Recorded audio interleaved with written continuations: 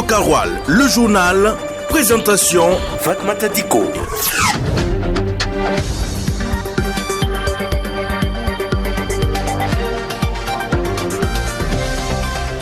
Les grands titres de ce Midi Info. Les examens du CPE et du BPC ont débuté à Dori. L'importation de la pomme de terre interdite au Burkina Faso dans un communiqué.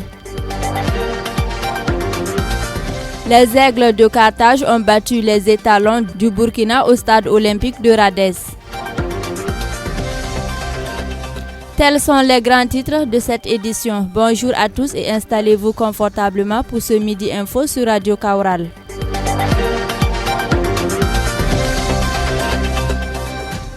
On ouvre cette édition dans la ville de Dori. C'est à l'école Petit Paris A de Dori que le gouverneur de la région du Sahel, Abdul Karim Zongo, a ouvert la première enveloppe contenant l'épreuve de rédaction pour marquer le début du certificat d'études primaires CP, session 2025. Il était en compagnie des autorités administratives, coutumières, religieuses, militaires et paramilitaires. L'essentiel du lancement de l'examen du CP avec Cheikh Yannick Somé. De toute façon, tu as dit oui là, on sent que tu es prêt. Qui écrit bien. On peut compter sur vous. Donc courage, n'ayez pas peur. Tout ce qu'on va vous donner là, vous avez déjà vu.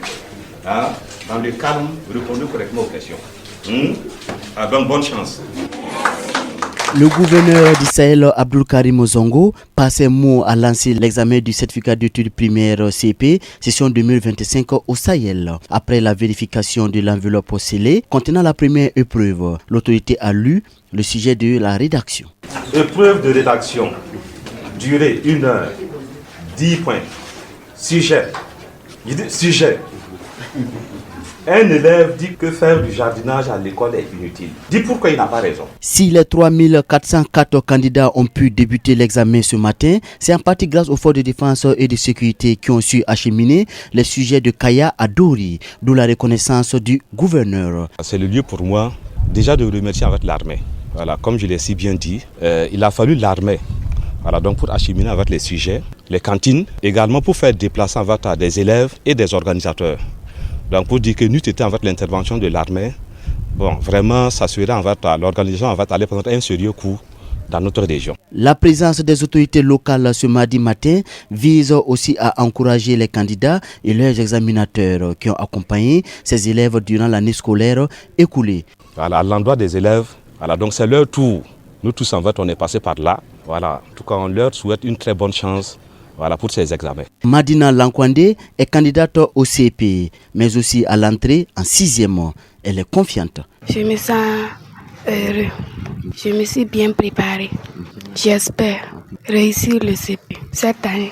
Cette année, l'examen du certificat d'études primaires s'est fait avec certaines innovations. Selon le directeur régional en charge de l'éducation du Sahel, El Hadj Boubacar. Cette année, il y a eu 5 bassins, dont le bassin de Kaya, dont a relevé la région du Sahel cette année. Et dans les perspectives du ministère, en tout cas si les choses se passent très bien, je crois que ça va être la dernière session pour laquelle les épreuves vont être imprimées ailleurs. Et il espère que l'année prochaine, la décentralisation va atteindre la région du Sahel pour mieux se préparer à l'évaluation des élèves du CM2. Si les choses sont décentralisées, déconcentrées, je crois que on a la possibilité donc de mener toutes les opérations plus sereinement. Durant 3 jours, les 3404 candidats de la région du Sahel, répartis en 15 jurys et 26 centres, vont composer les différentes épreuves qui constituent le CP, en écrit, en oral et aussi en sport. D'examen du CP à l'examen du BPC. Comme pour le CP, la première enveloppe de la première épreuve du brevet d'études du premier cycle a été ouverte. En effet, le haut commissaire de la province du Sénou, Émile Firmin Bama, a ouvert ce mardi 3 juin la première enveloppe contenant l'épreuve de dictée au lycée provincial de Dori pour marquer le début de l'examen du brevet d'études du premier cycle. Il était en compagnie des premiers responsables de l'enseignement secondaire du Sahel. Les détails au top départ avec Amadouli. 7h30, le haut commissaire du CNO donne le top départ de l'examen du brevet d'études du premier cycle BPC au lycée provincial de Dori par l'épreuve de dictée. Émile Fermin Bama a prodigué des conseils aux candidats. D'abord, je saisis cette opportunité pour féliciter les organisateurs, la direction régionale, tout comme la direction provinciale, pour le sérieux mis dans cette organisation que nous trouvons parfaite. En ce sens que nous sommes venus ce matin, nous avons constaté que tout était en ordre, les élèves étaient déjà en classe, mais avec les numéros déjà inscrits sur les tables, ce qui leur permet de remplir leur feuille de composition. Et nous ne trouvons pas d'imperfection à cette organisation-là. Et dans la même dynamique, le directeur régional de l'enseignement secondaire du Sahel, Salif Porgo, a salué la résilience des professeurs et des élèves dont ils ont fait montrer durant l'année scolaire 2024-2025. Le message, c'est surtout un message d'encouragement, de félicitations aussi pour le travail qu'ils ont pu abattre durant les 8 mois de l'année scolaire dans des conditions souvent pas faciles. Donc nous connaissons les réalités de la région du Sahel, de la province du Séno et du Dori. Et malgré tout, les élèves comme les enseignants ont donné le meilleur d'eux-mêmes. Et jusqu'à ce matin, nous leur avons demandé de garder leur calme, de rester sereins et surtout de faire confiance en eux. Voilà, c'est en faisant confiance en eux qu'ils pourront en tout cas connaître le succès. Et surtout d'éviter également toute idée de fraude et de tricherie qui sont proscrites dans l'organisation de ces examens du BPC. À son arrivée, tout était prêt et le haut commissaire Bama a aussi tenu à louer les efforts des examinateurs du centre d'examen visité. À l'endroit des élèves, nous les avons encouragés en leur disant d'être sereins, d'avoir confiance en eux-mêmes et de poursuivre cette habitude que nous ont donné leurs aînés, en ce sens qu'ils nous ont toujours fait de bons résultats, produit de bons résultats au niveau des examens scolaires. 2382 candidats sont en quête du BPC cette année au Sahel et 90 pour le BP, brevet d'études professionnelles. Dans un communiqué rendu public le 2 juin 2025, le ministère du Développement industriel, du commerce et de l'artisanat porte à la connaissance de la population et des opérateurs économiques que l'importation de la pomme de terre est interdite sur toute l'étendue du territoire national et ce jusqu'au 30 juin 2025. L'essence de ce communiqué avec Ismaël Konfé. Désormais, jusqu'au 30 juin 2025, il est interdit d'importer les pommes de terre sur l'étendue du territoire burkinabé. Cette décision est contenue dans un communiqué conjoint du ministère en charge du commerce et celui de l'agriculture. Il s'adresse principalement aux opérateurs économiques, les commerçants de la pomme de terre ainsi que les services techniques de l'État, ainsi qu'à l'ensemble de la population. Il appelle au strict respect des termes et annonce des sanctions pour ceux qui vont l'outrepasser. Le communiqué précise aussi que des canaux de dénonciation sont mis en place pour permettre de dénoncer toute personne qui s'adonne à cette pratique illicite. En rappel, dans un communiqué conjoint publié le mercredi 26 septembre 2024, le ministère de l'Industrie, du Commerce et de l'Artisanat du Burkina Faso avait annoncé l'interdiction de l'importation des fils de tissage et des pagnes tissés sur l'ensemble du territoire national.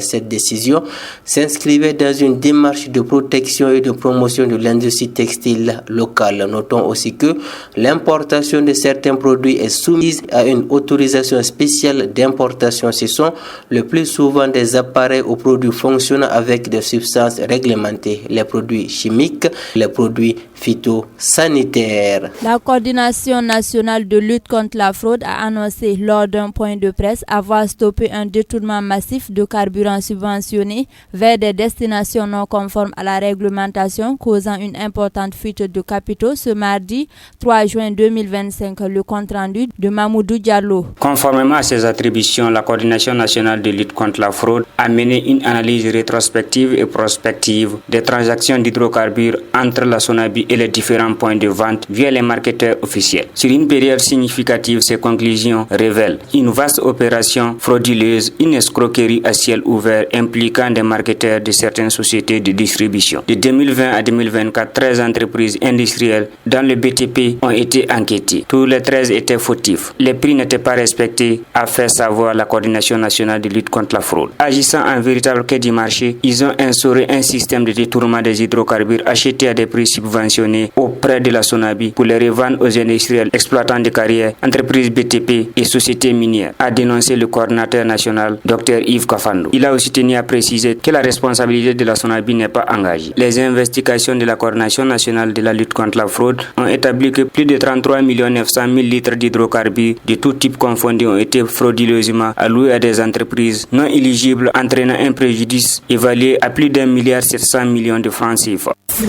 basket, handball, judo, cyclisme, le sport.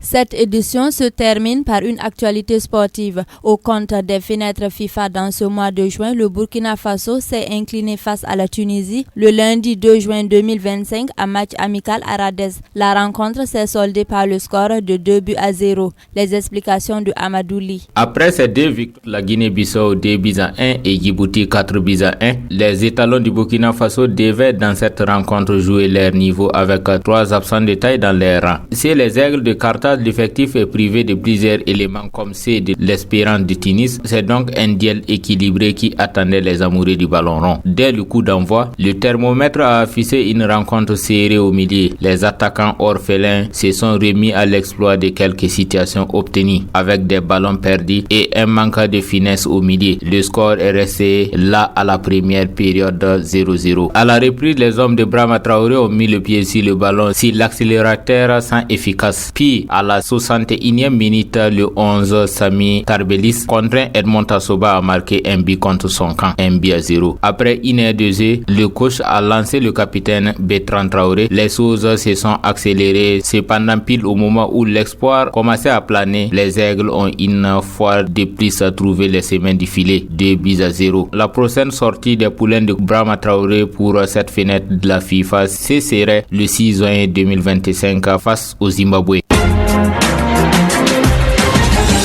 Radio Karoual, le journal, présentation Fatmata Diko. Chers auditeurs, c'est ici que se referme cette édition. À la manipulation technique, c'était Alexis Palais. Merci à tous de l'avoir suivi. La version Fulfulde vous revient dans quelques instants.